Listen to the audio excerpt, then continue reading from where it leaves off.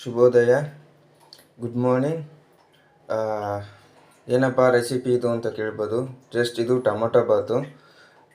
ಇಲ್ಲಪ್ಪ ಟೊಮೊಟೊ ಇಲ್ಲ ಅಂದರೆ ನಾನು ಪ್ರತಿ ಸಲನೂ ವ್ಲಾಗಲ್ಲಿ ಹೇಳ್ತಾಯಿದ್ದೆ, ಡಿಫ್ರೆಂಟಾಗಿ ಟ್ರೈ ಮಾಡಿ, ಡಿಫ್ರೆಂಟಾಗಿ ಅಂದರೆ ತಿನ್ನಿ ಅಂತ ಹೇಳ್ತಾಯಿದ್ದೆ. ಸೊ ಅದೇ ಥರನೇ ಇದು ಅಷ್ಟೇ. ನೋಡ್ಬೋದು ನೀವು, ಟೊಮೊಟೊ ಬಾತಲ್ಲಿ ಟೊಮೊಟೊ ಇದೆ, ಬಟ್ ಜಾಸ್ತಿ ಟೊಮೊಟೊ ಯೂಸ್ ಮಾಡಿಲ್ಲ, ಕಮ್ಮಿ ಟೊಮೊಟೊ ಯೂಸ್ ಮಾಡಬೇಕು. ಯಾಕಂದರೆ ಅಂದರೆ ಅದು ಟೊಮೊಟೊ ಒಂದು ಟೇಸ್ಟು ಅನ್ನಕ್ಕೆ ಸೇರಬಾರ್ದು. ಆ ಒಂದು ರೆಸಿಪಿ ಅಂದರೆ ಕ್ರಿಸ್ಪಿ ಸಿಗಬೇಕಲ್ವ. ಸೊ ಒಂದು ಟೇಸ್ಟ್ ಅಂತ ಒಂದು ಸಿಗುತ್ತಲ್ಲ, ಸೊ ಅದು ಹೊಡಿಬಾರ್ದು. ಸೊ ಅದು ಅಂದರೆ ಆ ಒಂದು ಇದು ಅಂದರೆ ವಾಸನೆ, ಅಂದರೆ ವಾಸನೆ ನಮಗೆ ಸ್ಮೆಲ್ ಬರಬಾರ್ದು ಸಹ, ತಿಂದರೆ ಟೇಸ್ಟ್ ನಮಗೆ ಬರಬಾರ್ದು. ಅಂದರೆ ಪಲ್ವಾತ್ ಆ ಥರ ಇರಬೇಕು ಅಂತ ನಾನು ಹೇಳ್ತಾ ಇದ್ದೀನಿ. ಸೊ ನಾನು ಟೇಸ್ಟ್ ಮಾಡಿದೆ.